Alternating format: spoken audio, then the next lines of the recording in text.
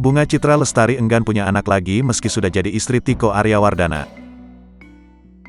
Diketahui, kini wanita yang biasa disapa BCL itu sudah tidak menjanda lagi. Dia telah menikah dengan Tiko Aryawardana pada tanggal 2 Desember tahun 2023 lalu.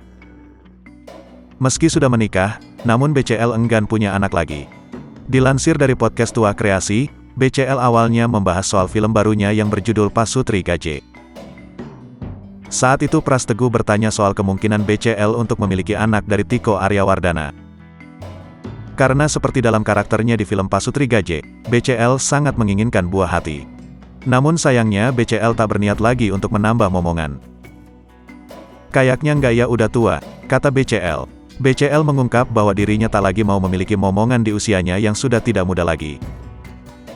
Kalau di situ, dalam film, umurnya 27-an, kalau ini sudah 40, papar BCL. Kayaknya berisiko, untuk hamil, udah 40 ke atas, di atas 35-40 udah berisiko, pungkasnya.